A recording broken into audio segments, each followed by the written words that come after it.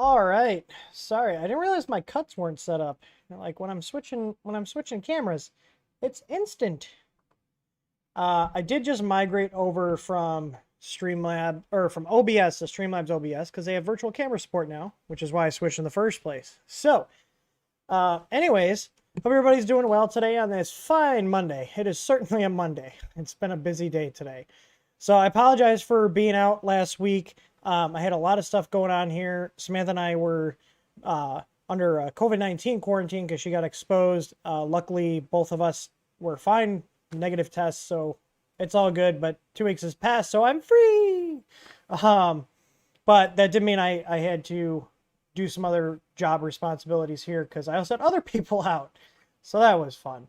But anyways, so welcome to the Ask Tim live stream. So you guys should post questions in the chat here and I will attempt to answer them. Looks like the chat integration is working. As you can see it popping up right there. So let's see here. So go ahead and post your guys' questions in chat and I will go over them as best as I can. And we usually go for about an hour here if you guys are new to this. We did send out an email, let everybody know. So hopefully we have more people in this session. I'm trying to do a little bit more communication and marketing to try to get this stuff out. So hopefully it pays off. But we already got 55 people watching here. I got a little thing right. I never know where it is on the camera. Right there. So anyways, let's get this party started. Let's see who's all here. I got to change this from, what's it called? From all chat to it's weird. Hang on. Where is my chat window? I had it up here and it just like disappeared. Hang on. Here it is. Okay, top chat, all chat. Let me see here. Okay, so hopefully this order's correct. So I got one here from B. Bushhalter. Hopefully I said your last name wrong. People butcher mine all the time. In case you're wondering, it's Hoagland, as in hoe, not Hoogland. But I really don't care. Just a fun fact. So, Miss, I'm going to call you BB here so I don't butcher your name. Do you have a file like your EasyABL starting code in the unified, so he's using U1 R5 B5 for the Creality dual upgrade board. It's the same, so it's the same exact code as a single extruder machine. There's nothing special you need to do. I also realized my audio is looking like it's a little low because yet again, a program on my computer has decided to change it. So there we go. We shouldn't be as quiet here. I'm just adjusting my gain. I want to be right in the yellow here on my, I think they're called VU meters or whatever. So anyways, yeah, so you would just do the normal EasyABL starting code for that machine. It doesn't matter that it's dual extrusion. So if you just search TH3D EasyABL starting code, you will get, I'm just closing out some stuff here. I got a bunch of, usually I close all this out, but I didn't. I had some stragglers here. So if we switch here, so in our actual like help center here, there's a text file here that has it, so you can copy and paste from the text file, or it's actually just on the page here. So you can copy it from either one. If it copies weird off of here, then just paste it into like Notepad. That'll clear all the formatting if there's any formatting. Or you can just do the text file here, and that's just a straight text file. So you don't need anything special for a dual extruder machine if you're running the EasyABL. It's all the same. So hopefully that answers that question. It's really bothering me that it switches that. If anybody knows in Streamlabs how to set the transition, that would be great, because I don't know why it didn't carry that over. So it's weird. It's weird that it's a very quick snap off. So anyways, let's see here. Davey Smith does the EasyABL V1. Oh, that's an old kit. Work on the Ender 3 Pro, the 24 volt. No, it's not. The only ones if my memory serves correct, the only ones that were actually officially 24-volt compatible were the V3s, and we had to change some components out on there to make it compatible with 12 and 24. So you could run off a separate 12-volt power supply, or like you're saying, you could do a DC, like a buck converter would work fine. Just make sure to use a decent one. Check to make sure that it's actually putting out a clean signal. It doesn't draw much current at all. I think last time if memory serves correct, I think it's like 0.05 amps. It's not much at all. But yeah, you don't want to use the older V1s with the 24-volt machines or the V2s, because those were only set up for 12-volt printers, because that was the norm at the time when those kits came out. Let's see here. Scott, oh, Davey, I think you're the guy. I think you were the guy that I was talking with on the Discord server. If I'm correct, let me go. I think that's you. It looks like a similar avatar. So, anyways, moving on. Scott Mason's asking about Clipper on the Ender 5 and the Easy board. We don't support Clipper on that board. That doesn't mean you can't get it working, but it's not something we officially support or something I've actually personally tried. The main reason people started using Clipper was before 32-bit boards were the norm. So what Clipper originally was intended for was to take a Raspberry Pi board and these slower, lower-end 8-bit boards and basically use them to just talk to your thermistors, your end stops, your motors, while the Pi did all the heavy lifting. So that's what Clipper was. So in my opinion, Clipper's kind of useless now that we have 32-bit boards running Marlin. And last time I played with Clipper, which was over a year ago, so I'm sure a lot's changed since then, it was very clunky. And at that time, they didn't even have support for bed leveling sensors. So I do know that they have added bed leveling sensor support, but again, not something I test or recommend. I'm really all in on Marlin. I like how it runs. I like the code. It just works, you know, and especially if you're using like, you know, a board we support or our Easy board, you know, the firmware is already done for you, but, you know, feel free to tinker. I believe if they have the LPC 1769 processor supported in Clipper, then you should be able to compile for that, but I wouldn't recommend it. I don't think you're going to see a huge difference because on the Easy board you have 120 megahertz ARM processor, which we're barely even scratching the surface on what that processor can do on there. So again, Clipper was for the Clipper was for alleviating that bottleneck, or trying to, from the 8-bit boards. So having the Pi do all the heavy lifting, and it's just talking over serial to the printer board. And it was a neat idea, but as stuff goes more and more towards 32-bit, it doesn't really make sense anymore. Not saying you can't do it. I wouldn't personally recommend taking the time to look into it, which is why I haven't done any further research or troubleshooting or playing around with Clipper, because now we have Marlin on 32-bit boards. You're already getting a lot of speed out of it. So, Rob asks, so moving down here, Rob asks, I have a heavily modified Ender 3 Pro. I'm looking for a larger format printer, maybe 300 millimeter or 400 millimeter. There's so many choices out there now. What one should I buy that's equally hackable? If you like the Creality stuff, I do. I think Creality is one of the best bang for the buck brand printers out there.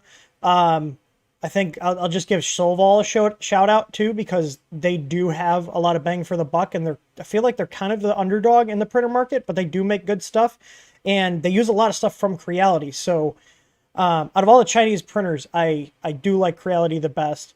You know, that's just my personal opinion. I'm not saying I hate all the other brands. It's just that's my preference. Like, you know, when someone comes to me and says, hey, I'm looking for a printer, you know, in the $200 to $300 range, I always recommend the Ender 3 Pro. And I recommend the Pro because it's got the Meanwhile power supply. So, but if you're looking for like the 300 to 400 millimeter range, I'd say check out the CR10. I have a CR10 V2 sitting right here. And this one I have here because I've been doing a lot of firmware. This has got our new Unified 2 on it with the stock board. Ignore this. This is not correctly mounted. I'm literally doing testing on here. So I didn't want to mount this because I'm shooting a video with this when I'm done of installing the kit on here, and I just have this here over the top extrusion for testing. So do not mount your sensor like this. The proper way will be having it down like this and tied off and routed along here. So, but I really like the CR10 V2. The only problem with it is if you want to change the board, you're very limited.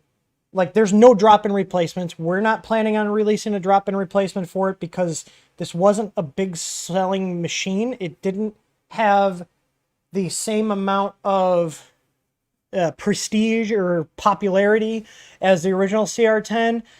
So if you don't care about changing out the board, I do think this is a good machine. It comes with a Meanwhile power supply, a metal extruder. They have a direct drive upgrade kit for it. And for those of you wondering, there's a CR10 V2 and a V3. The V3 is a V2 with the Creality direct drive kit pre-installed. That's all it is. So I will be putting this on here. One, because I want it to be direct drive, and two, because I want to get it into the firmware. And I like testing stuff before I push it out, so I want to make sure I have all the settings correct. But in terms of, you're going to want to hack it up and modify it and, you know, have a bunch of options for boards, I would say look at the CR10, or the CR10S, which I think is all they're selling right now. There might be some places selling CR10s, but either CR10, CR10S, I would lean more towards the S model because you're going to get the dual lead screws and the 2560 control board, and that has the standard Creality board layout that we're used to seeing. So it'll work with the Easy board, it'll work with the SKRE3 boards, it'll work with Creality's other boards. So you have more upgrade paths that are drop-in, because if I want to modify this printer and change the board out, it's quite the process. I will have to, you know, take a Dremel to the case. I'll have to get a custom mount to mount the board in. There's no drop-in replacements, but the stock board has proven to be pretty reliable, and it has Trinamics on it. So, you know, I think out of the box, the V2 is a better machine than the CR10S, but the CR10S offers more modification paths and upgrades. You know, that's the trade-off there. So, but you can also do the CR10S4. I'm not a huge fan of its heated bed. And there's the two different ones. So the CR10, and I don't know if they're still selling the original model. So when the CR10S series came out, or the CR10 series came out, sorry, their naming convention is terrible. But we'll save that for another day. So when the CR10 came out, they came out with the S4 and the S5, and the S4 originally had a single Z, and I don't believe they're selling those anymore, but you want to look for one that's got the dual Z and the filament sensor. If it's got the dual Z and the filament sensor, then that has the 2560 board in it. But I had a S4, I upgraded it to dual Z and all that stuff, and I ended up trading it to a friend of mine who did props and stuff for a smaller printer, because I just wasn't using that build volume. So let me see here. Let's go back down there. So the short answer is I would go with a CR10S if you want a 300 by 300 bed, or CR10 SS4 for the 400. So there is a lot of value in going with a machine that has, you know, companies like us that make upgrades for it and the community that's around it. Because I think a lot of the machines that, you know, you kind of just don't have as many upgrade paths, they don't really take off. Like, I don't see too many people posting about the CR10 V2. I see a lot of people still posting about getting their CR10Ss and all those other variants of it. So let's see. Ray says, use an ender. I don't know what this means. And using an Ender CR10 modified with TH3D components. I don't know what you mean by that. What's an Ender CR10? Those are two different printer models.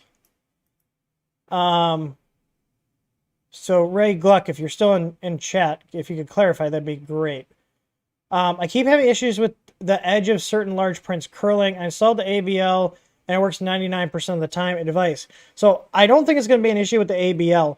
When you have, and it's different for different manufacturers, I'm assuming you're printing with PLA, but when you get to larger parts, because it's physically larger, PLA does shrink and contract, but not to the same extent that ABS does. So like ABS, you need an enclosure.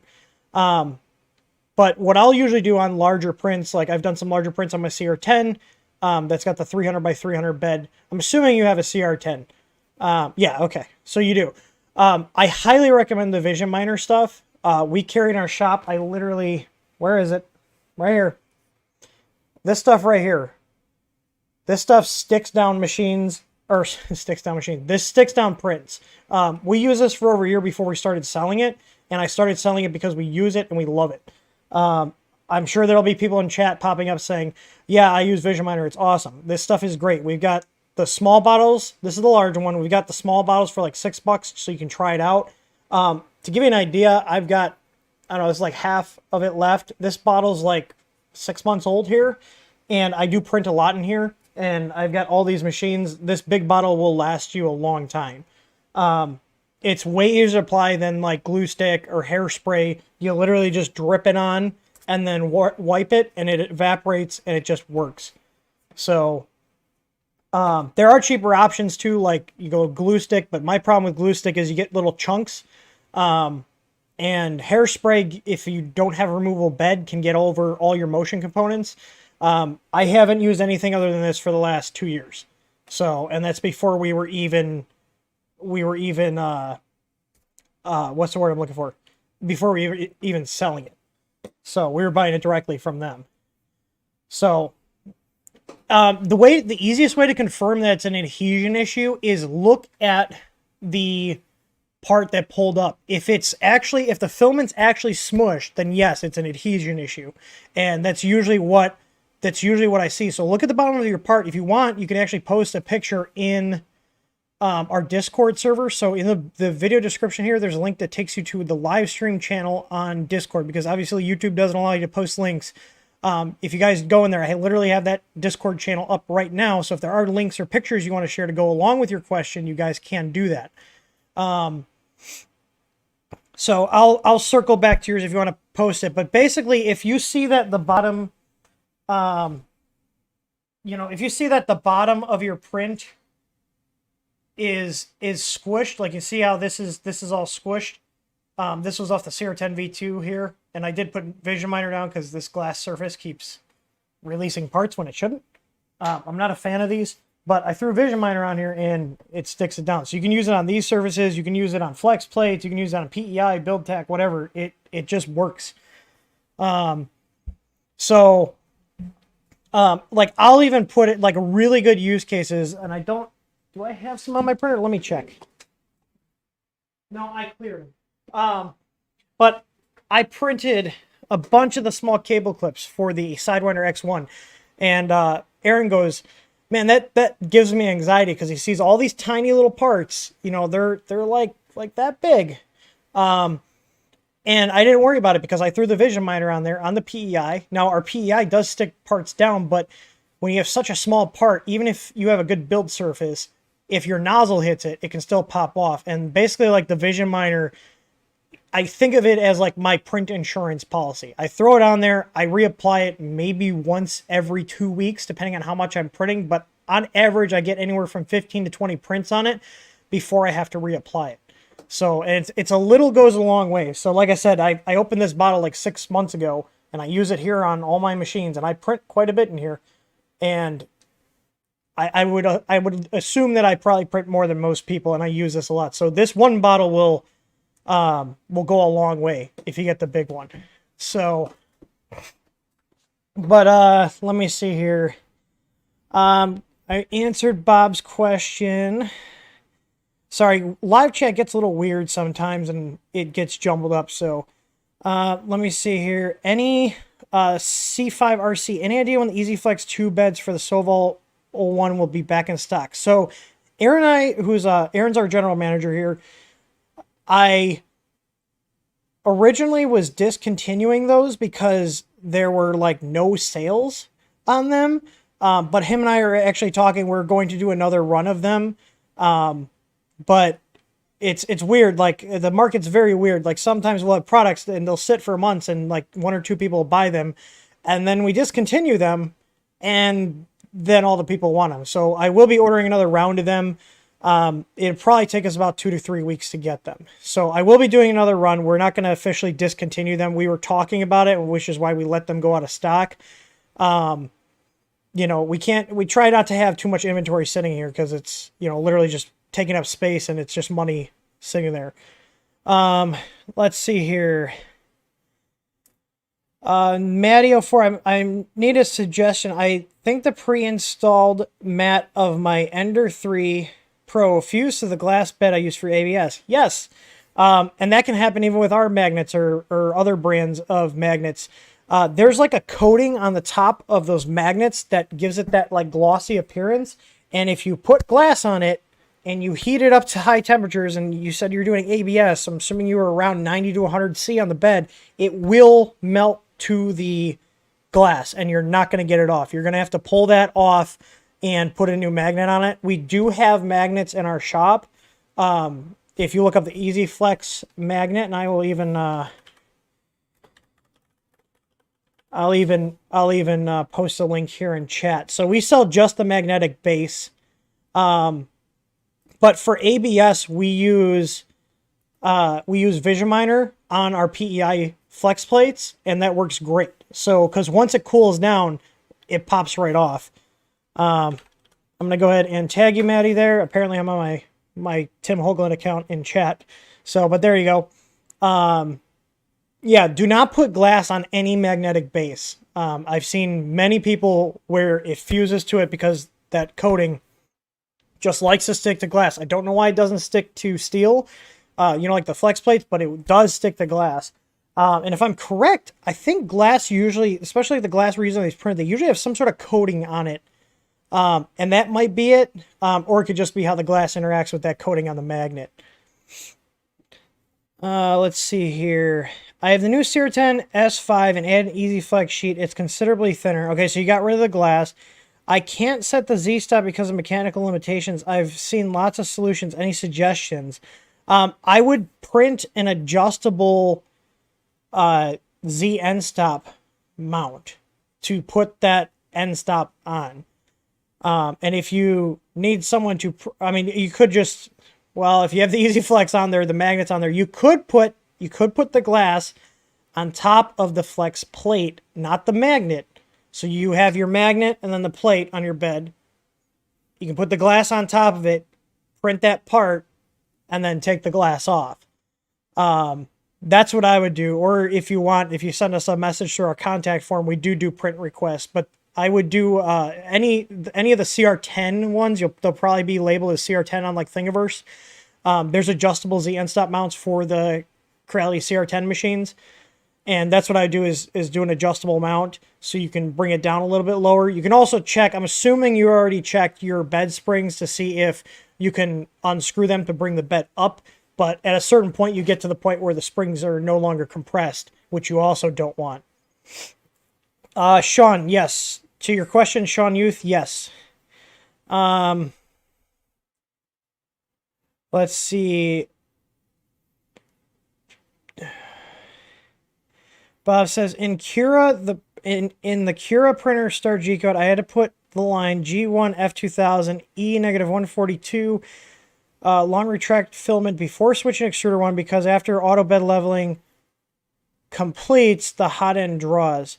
I'm not familiar. Everybody's like profiles are set up differently. I don't know what hot end setup you're using for, but I would, oh, that's another idea. Dr. Jekyll says, yeah, you can put your magnet on the glass, but I get rid of the glass. It's just so much weight on that machine. Bob, I would, that's a more detailed in-depth thing. So I would recommend posting in our forum, like with what you have, your setup, that kind of stuff, what you've already done and what you're trying to fix. And then I go in our forum, I check it at least every other day. I'm also in our Discord server as well too, which also has support channels. So, but the dual extrusion stuff can get a little complicated, and especially if you're trying to use Cura. The problem with the only thing, in my opinion, that S3D does better than any other slicer still, and I don't recommend you buy S3D. They took almost 2 weeks to get back to us on an issue that made it so we couldn't use the software we bought. I'm not going to go into a rant on that, but I'm starting 2021. I'm going to be moving all our profiles and all our printer setups over to another slicer. I don't know what it is yet. Someone mentioned idea maker. So that's what I'm going to take a look at first. But the one thing S3D does do really well is dual extrusion. Dual extrusion with Cura is very cumbersome and clunky. So I don't recommend using Cura for dual extrusion, because the only time dual extrusion works well with Cura and easily without a lot of hassle is when you're using it with their Ultimaker machines, because they've obviously taken the time to make sure it works. So let's see here.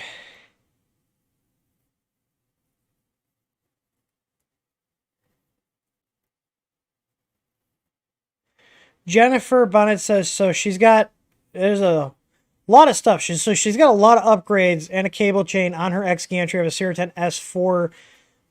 This one of the sides keeps dropping. How can I reduce the weight? If you are using geared extruders, you can try going to the pancake steppers. I don't generally recommend doing the pancake steppers, which are the thinner ones, on non-geared extruders, because they sometimes lack torque to get the filament through. But what you could do is you could put on anti-backlash nuts on both sides, which will keep it. It has a spring on it that pushes out, so it still moves smoothly, but it doesn't allow there to have slop. And a lot of people, including us, we put it on machines that have dual Z, and it keeps the gantry from sagging because it's just got just enough tension on the lead screw to keep it from just kind of falling down freely. Let me see here. I'm pulling up the product page right now so I can show that to you, and I will tag you. So there you go. There's a link to that one. I'll show you what it looks like here. Let me just pull up here.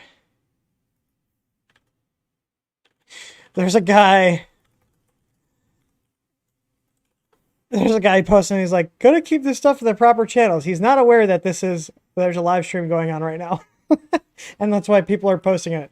So this is the nut. You can see here it's got a spring and it's got two parts. So your stock lead screw nut just has this top portion here. And this is the whole thing. So it's got this bottom portion, and this has the spring that pushes out just enough to give it a little tension on there, which should keep it from falling down on you. You can see there how that all assembles. So I've had a lot of good experience with putting these on to keep the gantry from dropping on multiple machines. Our Sierra 10S Pro was terrible with the gantry dropping. I put these on it and it completely went away. We don't have to, like, we still check from time to time that our gantry is level with the frame. But this is what I'd recommend doing.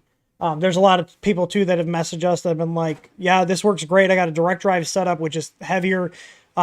This prevented the gantry from dropping. So, and especially if you do it on both sides, you're going to be pretty good. I wish there was a better way for me to like market this stuff so people could find these products we have. We do have our live chat though. So if you ever have questions too, you can always at any time, I'll show you that here. At any time, if you're on our site, in the lower left-hand corner, you can do live chat here. And during our normal business hours, we have an actual person. So let's say, hi there. Will your screw nut help with gantry sag on my C10S4? Let's see. Oh, there we go. I don't know if Mac knows this is me. I don't know if he's watching the stream. I don't see him in there. He better answer right.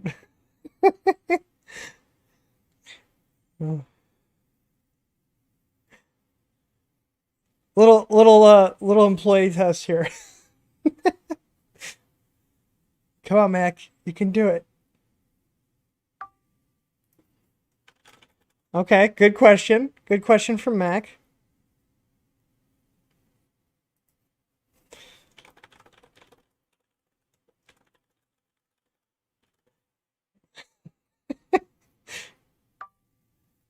Okay, it could. Yeah. I do have it in the product description here. So, thanks.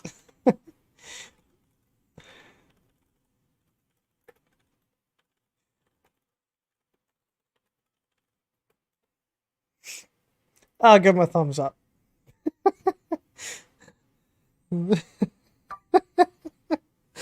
But anyways, gotta keep them on their toes. So that's good. That was a pretty quick response time too. I'll give Mac props for that. That was a good quick response time. So anyways, let's see here. Let me go back to where I was. We're talking about that. We were still employed for another day. Bozio Media says, I have a Creality Sierra 10 dual extrusion. Okay, copy and paste that. So he's got our dual extrusion board. Can I upgrade these to the Unified 2 firmware? I'm working on it. It is planned. I'm working on it. There was a stream I did on Saturday where I was doing a lot of the framework and testing for that. But the answer is yes. Hopefully, we're only a few weeks away. So, but with how 2020 is going and throwing wrenches in every plans with me having people out and I have to switch my roles here to make up for people being out, I ideally, if nothing goes wrong, should have it done in about 2 weeks. But if stuff goes wrong, it could get pushed back more.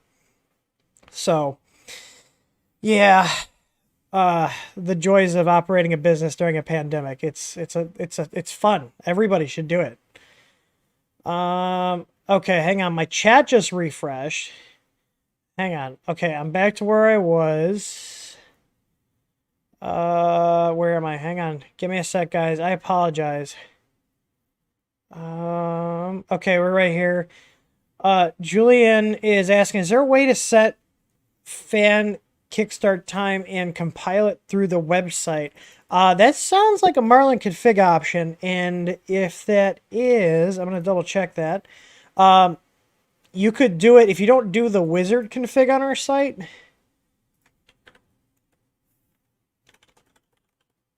That's not unless that's in, you know what, that might be in a configuration ADV. Hang on. I'm in VS Code right now. Yeah, it is. So this is the settings. I have the code pulled up here, main monitor. He's asking about this. So you could literally, you could do this. So you can copy this, and then if we go to the easy firmware site, instead of running through the easy config here, you could go to the online editor and then just paste it in after the machines here, right there, and then set all your other options. This works just like doing VS Code. And then, yes, you can do it like this. So you can just put in the configuration.h and it will still compile just fine. So if you guys do have some more specialized setups or there's stuff in here that our firmware doesn't have that's like a specialized setting, you can use the online compiler still. Just use the online editor. Or it's also worth mentioning too, oop, wrong button. It's also worth mentioning too, you can literally upload a configuration.h file. You have to use our configuration.h file, but you can download the file here and then edit it, do whatever you want, and then upload this to the site and it'll compile it for you. So there's two different ways you can do that. You can do the editor, or you can edit it on your computer and then upload it to the site, and then it'll compile it just like it normally would. Let's see here. To do R Mills, if you no longer recommend Simplified 3D, what do I use? I don't know yet. Like I said, a lot of people shouted at me on Twitter, Idea Maker. So that's what I'm going to check out. Like, people think it's like, oh, just start using a different slicer, Tim. Well, when all of our company processes and all of our staff, including myself, only use Simplify 3D and all our profiles are in Simplify 3D, it's not easy to just switch slicers. It's a very involved process. So, I'm not going to go with Cura because I don't like how Cura is organized. It makes my brain hurt, like, logically, especially since I'm used to Simplify 3D. Like, I liked Simplify 3D because the way everything was organized made sense to me. You know, that's my personal preference. But I did open Idea Maker, and I think I like the layout a lot better than Cura, so it's what I'm going to try first. Maybe I should just do a random stream in the evening of me fumbling through a new slicer. That might be entertaining. Garp Cosplay says, I noticed on the Marlin 2 for your CR10 V2 build, the option to define the pancake motor is missing. That's because the pancake motor option in the EasyBoard firmware and other ones that have control of the stepper drivers current, like the SKRE3s that we have the firmware for and our EasyBoard, that sets the current.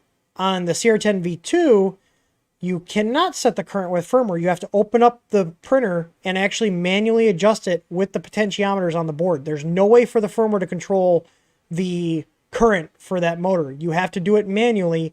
That's why that option doesn't exist, because I couldn't do anything with it.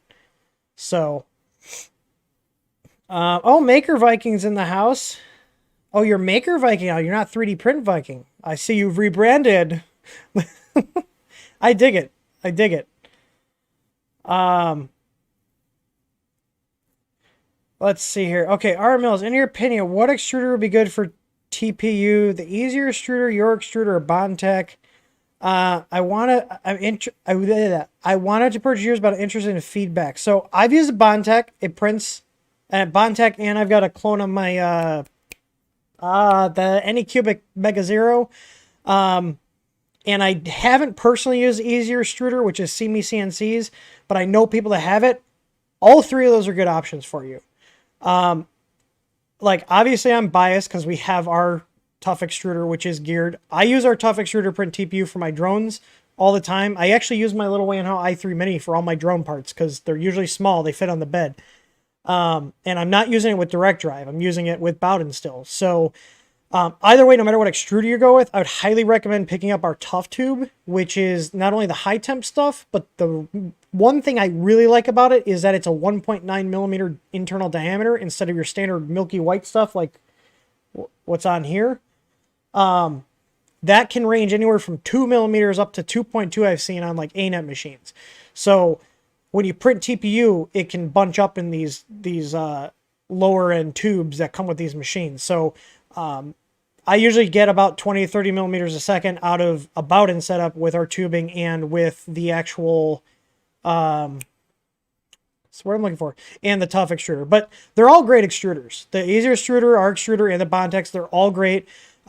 If memory serves correctly, I think the easier extruder and ours are the same price.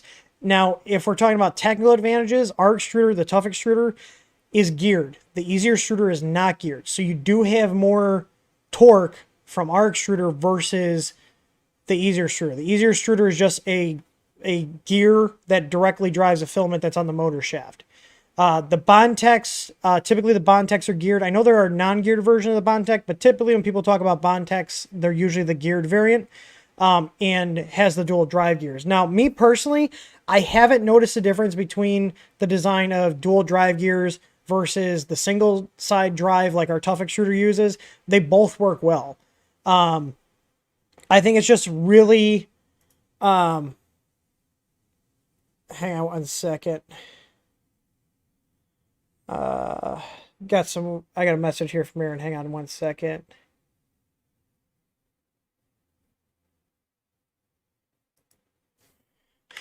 Okay. He's got to go take care of his fiance real quick. So, sorry about that interruption, guys. What was I talking about? I do think we're talking about drive gears. So I do think though with the dual drive gears, there's less room for user error with setting the tension than with a single one. And I think that's why people like the duals better than the single, because it's much harder to get the incorrect amount of tension on it because it's got that dual biting. So let me go through here.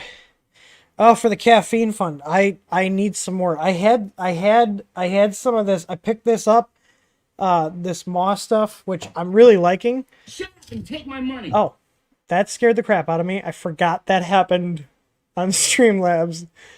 Was not ready for that. Anyways, I set things up and I forgot I did. So, okay, let me get back on track here with chat. 4.7, people are saying 4.7 Cura, apparently 4.7 Cura has issues. I feel like I've heard that before, but apparently there's 4.8 out now. Vince asking, can you explain me Skew settings in Marlin?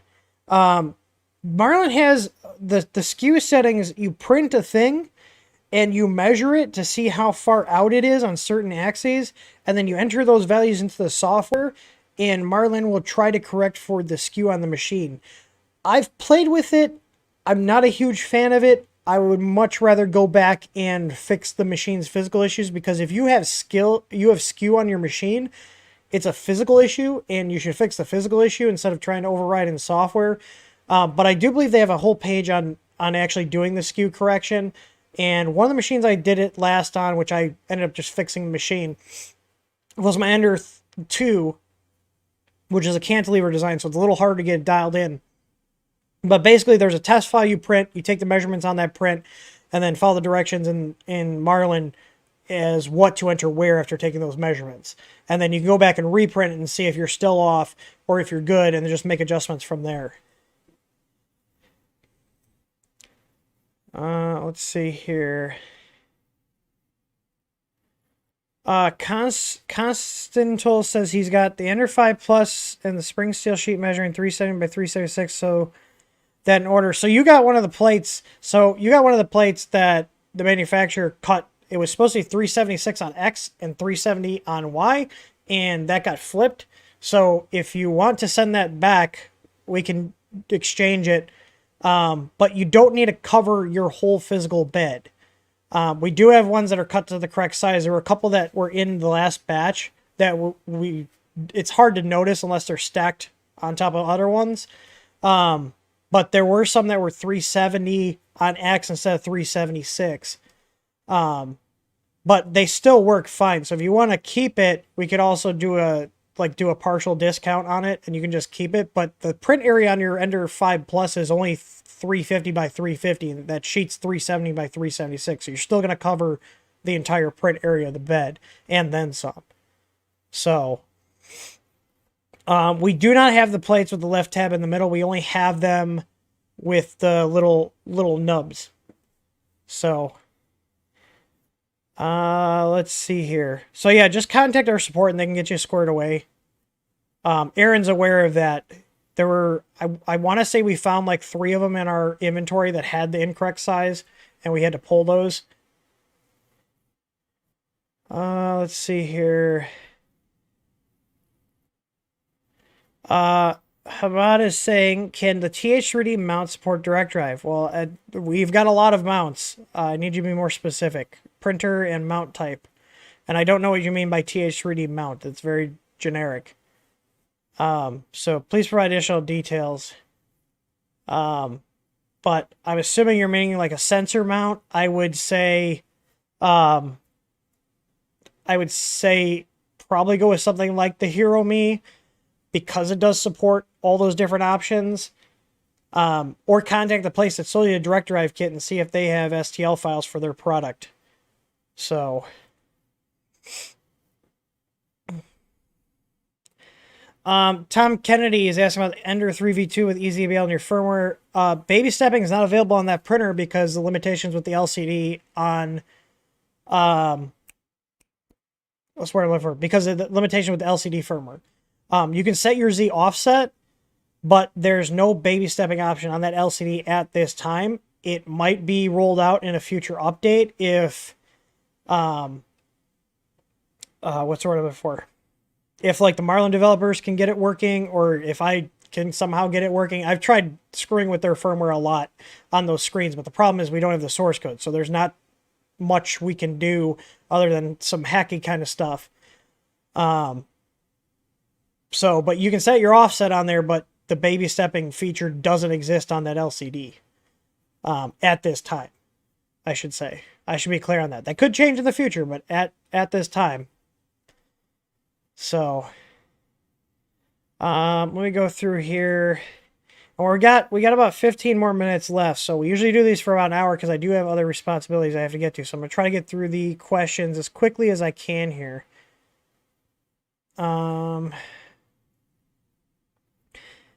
Jeremiah said he upgraded Ender 3 to the V427 board. That's Creality's board. He's running the unified firmware. For some reason, the hot end cooling fan never runs unless I manually turn it on in Octoprint. Well, that fan should always be on, so you have something wired incorrectly. That fan that your hot end, uses to keep its heatsink cool needs to be on always on 24 volt. It's Ender 3, so you're 24 volts. What I'll usually do is if there's a plug on it, which there usually is, sometimes actually no, it's not. It really depends. I've seen it both. I've seen it where it's on a 2-pin plug. I've also seen it where they wire it to the always on. But that, I'm assuming you're talking about the hot end cooling fan, the 40 millimeter, or what is usually a 40 millimeter, on the front. That should always be on. That should just be wired directly to power. The only fan that should be controllable on that machine is the layer fan, which is the one on the side that cools your plastic. It's usually like a turbo, like a little blower style fan. It's not an axial fan where you can see like the blades. The blades look like little lines going around the hub of the motor. Decom, any plans to put the easy mat on the steel plates? No, because applying them to the plates is very time consuming. It interrupts the process here. We'll leave that up to people to do on their own. We do have for the Easy Flex though, all the PEI services are pre-applied, so you don't have to worry about that. You know, there's other companies that sell flex systems that are almost twice the price of ours that still make you apply your surface to the steel plate. We have everything pre-installed on the plates, so you literally just buy it, throw your magnet down on the bed, and you throw the flex plate on top of the magnet. Live chat is busy today. It's good. I like this. Let's see here. Bob, I'm assuming Bob B. Bushhalter is asking, in Marlin, is there a feature like the Prusa MK3S first layer calibration that allows adjusting the Z offset while the printer is printing in a zigzag pattern? Not that I'm aware of, but what I do is I'll run a print and I'll put a 4 perimeter like skirt around the print about 5-10 millimeters away from it, and then use the baby stepping to adjust it while I'm printing. I don't think I have anything sliced other than this tiny little cube here, but that's what I do typically, is I'll adjust the offset while it's printing on the skirt.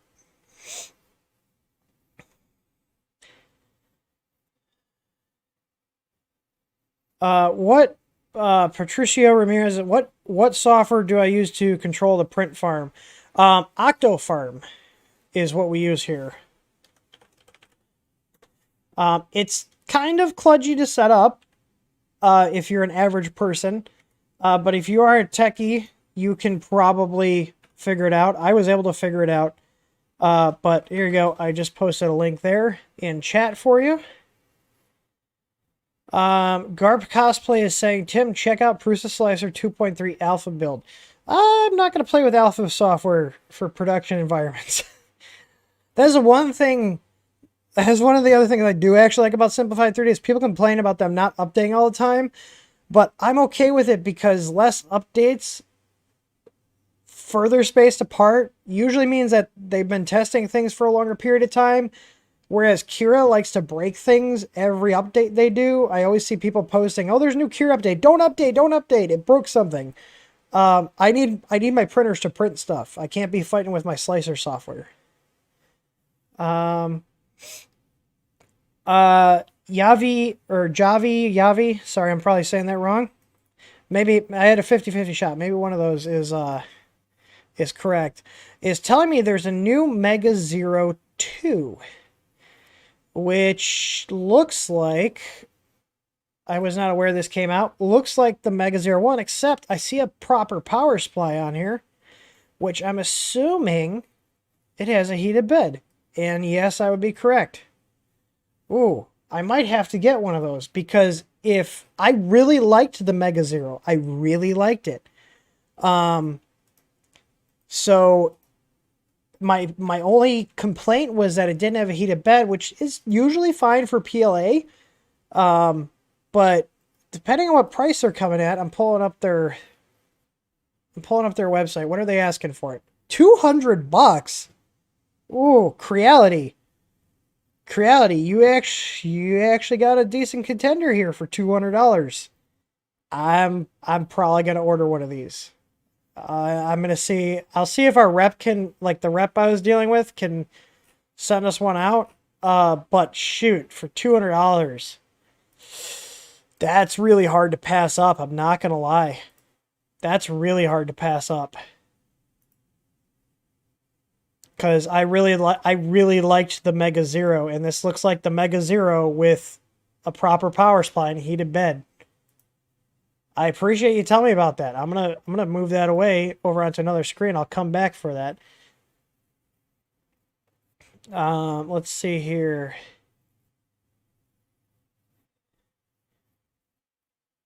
Where I lost my chat. I lost my chat.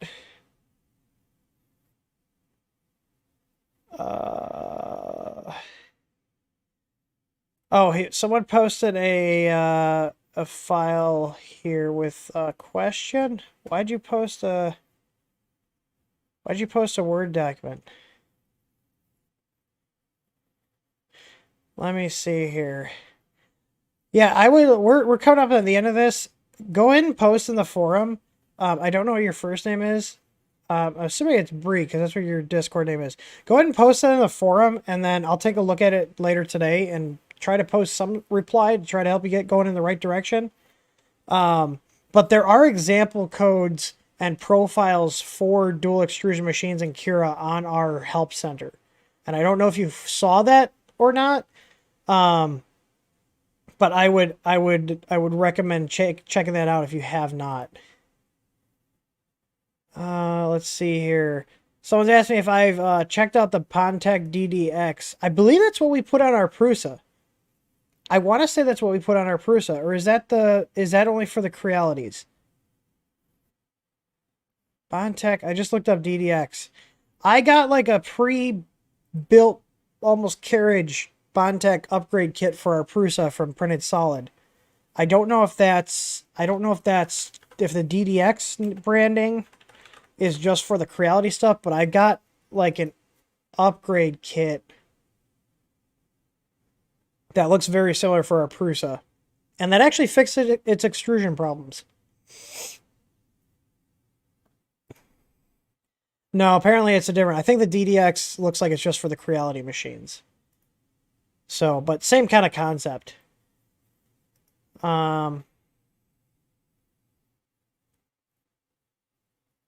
Let's see. Oh god, I'm trying to keep up on chat here. Let's see. People talking about slicers.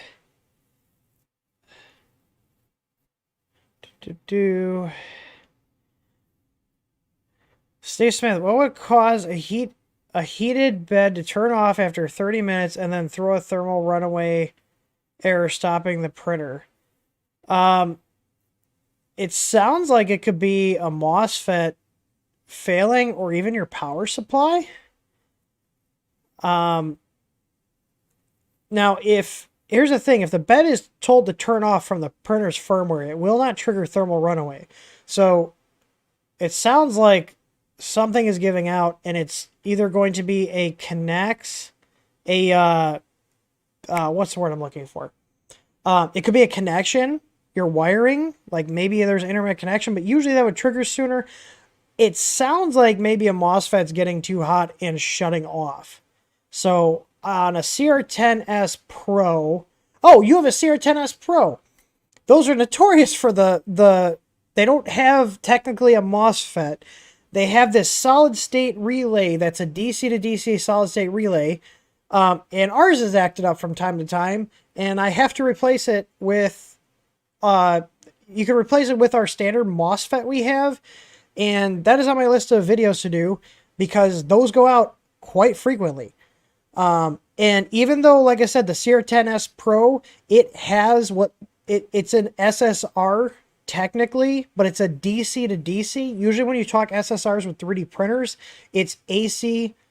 It's DC controlling AC, but they do make them in AC to AC or DC DC, or DC AC, AC DC. But what you really need for the CR10S Pro is not a AC SSR, which is like we sell an SSR, and that's for controlling an AC bed with the DC control signal from your printer. The CR10S Pro is a DC bed, but those modules are notorious for going out. I know quite a few people that I've guided through and sent them pictures of how to wire it up because they go out, they overheat, and they burn up. It's not an uncommon thing. So if it's a CR10S Pro, I would put money on it that module's going out in there, and then you can just replace it with our V2 MOSFET that we have. If memory serves me correct, the only caveat with that is so you have two wires coming off the bed. One of them goes directly to negative, and they're switching the positive. With our MOSFET, you're going to be switching the negative, so you can still have the positive going to the printer's power supply directly for the bed, for one leg of the bed, and the other one will go to the output side of our MOSFET. And then you'll have two power wires going from the printer's power supply to the MOSFET power input, and then you'll have the two signal wires that go from the printer's control board to the actual MOSFET itself. So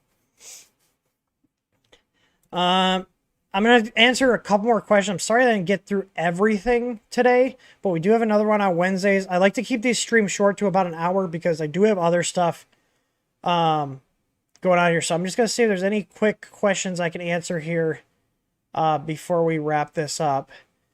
I did see Jerry. So Jerry got a board. I fixed Jerry's board because his CPU got shorted. And now he says he's getting E1 temp error on the hot end. Sounds like you have an issue with the hot end that needs to be fixed because your first board, well, it's the same board. I repaired it for you. The first time your CPU got cooked was because 24 volts went into your hot end thermistor input, which will kill the board, which is what happened to you. So I put a new processor on there for you, and you're still having issues, which tells me you still have issues with the hot end. So I would recommend not using that until you fix those issues, and hopefully you didn't damage the second CPU I put on the board. So there's something going on with that. Whenever I have weird issues with a printer where it's like, well, I don't think there's anything wrong with it, just replace it. Just replace the heater, replace the thermistor, start a new one.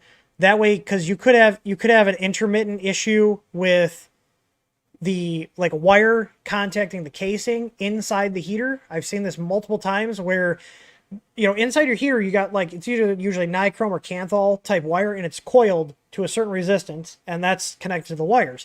Well, what can happen is if the insulation, it's usually like a ceramic fill, when it was put in there, part of that kanthal wire or nichrome or whatever they put in there, depends on the heater, contacts the casing and can energize your heater block, which then if you have a thermistor leg, like the little glass bulb thermistors, touch the block, that voltage now gets sent into your thermistor, which then goes back to the board and will short out the processor. So anytime I have weird issues like that, a heater cartridge and a thermistor cost a couple of dollars. I would just go back, replace all the wiring, replace the thermistor, replace the heater. That way you have a good heater, a good thermistor, and one of the other Ask Tims I went over, one of the Ask Tims I went over testing your thermistor and heaters, and I actually just picked this up. This came in today. But you don't need a fancy multimeter, but take a multimeter and check the resistance of your heater cartridge and check the resistance of your thermistor. Check it before and after you install it. Because if you see a difference, a lot of times what I see people do too is when they replace the thermistor, that little screw that they use to hold the legs to the block, they'll tighten it down too much and they'll crimp through the insulation, and now you have a direct contact from that thermistor to the block. So if then the heater somehow gets energized and that metal casing of the heater is energized, it's sending that higher voltage into the thermistor, which is then going to fry your board.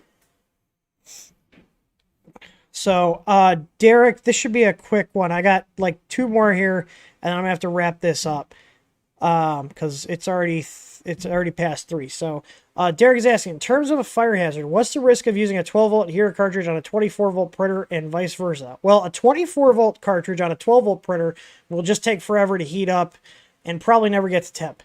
A 12-volt on a 24, let's just do some quick maths here, and you'll see why this is something you should never do. And I like to use this website here, ohmslawcalculator.com. Okay, so let's say we've got a 12 volt, 40 watt heater cartridge, okay? That gives us a 3.6 ohms resistance and 3.3 amps of current, okay? So let's change the one variable, okay? So we know that it's a 3.6 resistance on the ohms for a 12 volt, 40 watt heater, but now our voltage is 24. Now we're pulling 6.6 amps and 160 watts into the heater cartridge. I don't know about you, it's probably going to burn up the heater cartridge, and if it doesn't, that hot end is going to get insanely hot. So the wattage went up by a factor of 4. Just by going from 12, doubling the voltage, the power went up by a factor of 4. So 12, we got 40 watts, okay? But on 24, that same heater cartridge is pulling 160 watts of power. I do not recommend using a 12 volt heater on a 24 volt printer. Don't do it. But let's do the opposite. So you've got 24 volts and 40 watts. You got 14.4 ohms, 1.6 amps. Okay, and you guys notice, even though this is a 40 watt heater, this is only pulling 1.6 amps. This is why you can get away with smaller wire on a 24 volt machine versus a 12, because your current is much lower. So, but let's change this out. So this is the variable we want to keep because that doesn't change. What we're changing is the voltage.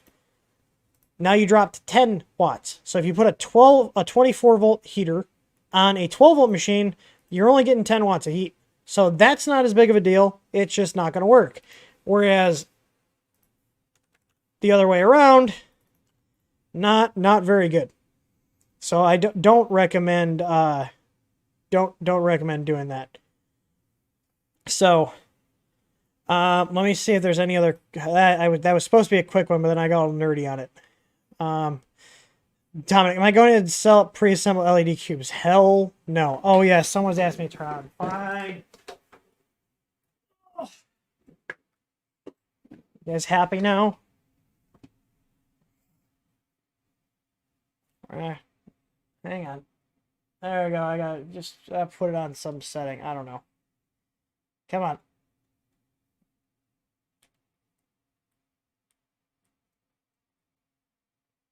There we go. Happy now? That's 5 hours of work right there. I will never build another one of those. I will pay the $200 to buy a pre-assembled one. It was not worth saving $170. Oh man.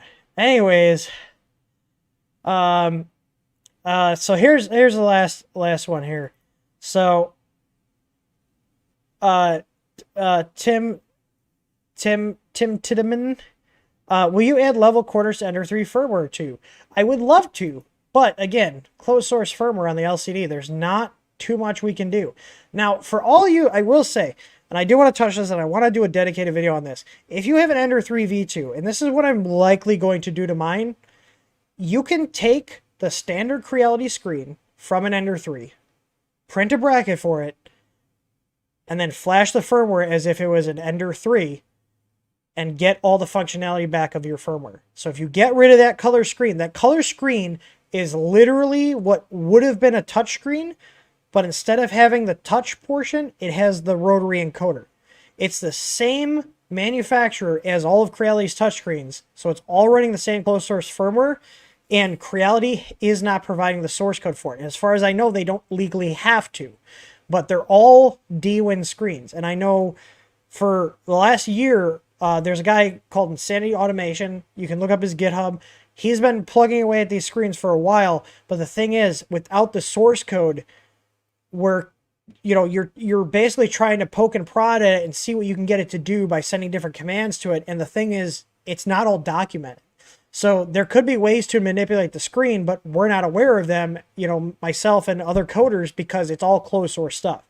So, yeah, that's the problem with that. But if you literally just switch the screen, all the other firmware settings are the same. So if you change the screen to the same type of screen that the Ender 3 has, and we do carry those screens, and I have seen on Thingiverse, there are Ender 3 LCD brackets.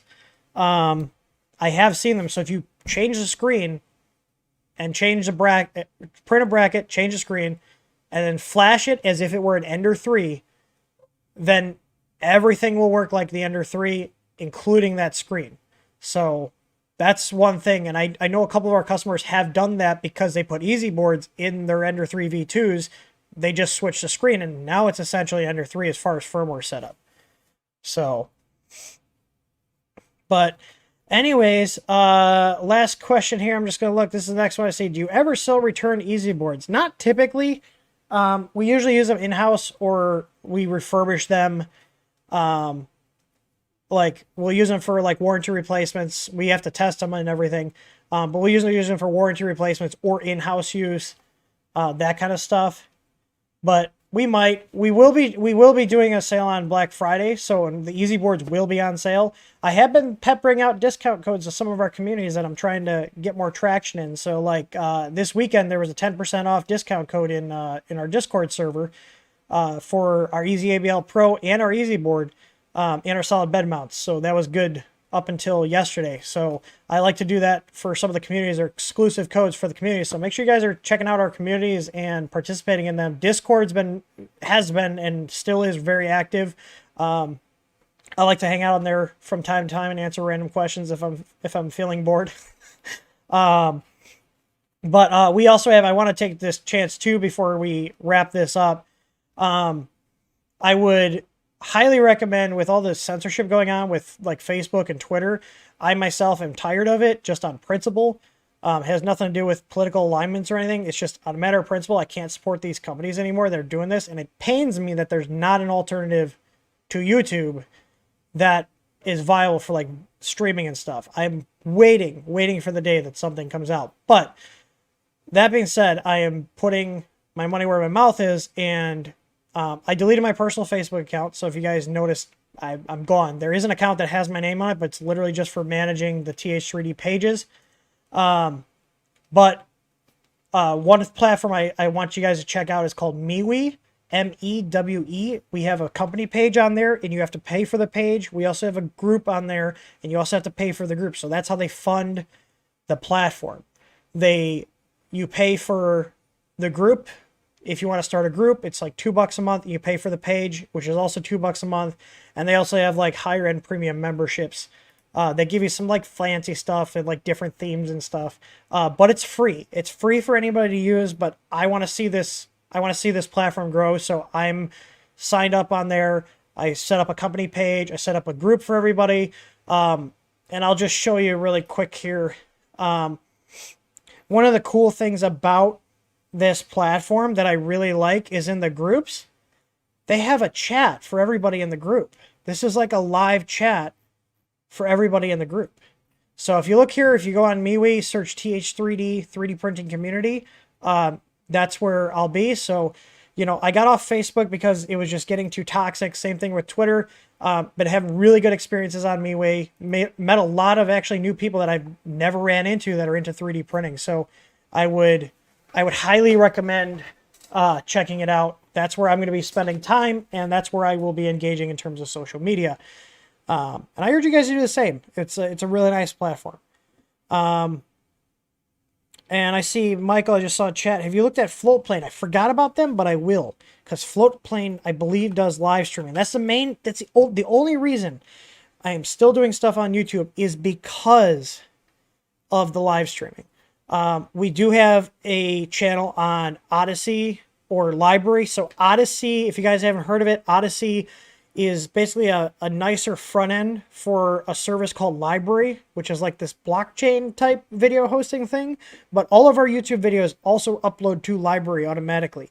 So we do have a channel on Library, and check that out. I've been using the Library more and more. They actually have a desktop app, which is really nice, but you can also use it in your browser, and they have a mobile app. It's not as polished as YouTube, but they don't censor anything. And more, I'm going to be putting more time and effort into platforms that aren't showing bias towards anybody. I don't care if it's bias towards left, bias towards right, bias towards center. I don't care. If you're making a platform, you should treat everybody equally. So as I see all these other platforms that are not treating people fairly, I'm not gonna keep putting stock into them. So I'm going to focus my efforts into other ones. So if you guys have any recommendations on doing live streaming on another platform, I would love to do it if we could somehow do it through our own website, but I've never set that kind of thing up. I know you have to do some sort of multicasting stuff, but I haven't had time to look into that. But anyways, I am over by 13 minutes now, so I appreciate everybody that stopped by. We will be doing another one on Wednesday at 2 p.m. Central Time. And you'll probably see some other random live streams. Like I said, this printer's here because I'm working on it, doing stuff, and also doing firmware updates and a video here. So, but anyways, I appreciate everybody that stopped by. Make sure you check out MeWe. You can pester me on there directly. It's one of the social media networks that I'm actually on. So I will make myself accessible to you guys if it means you're going to check out this platform. So, I'm putting my money in myself where my mouth is. So again, I'm sorry if I didn't get to your questions. We will be doing another one on Wednesday at 2 p.m. Central Time. So I'll see you guys all there. As always, happy printing.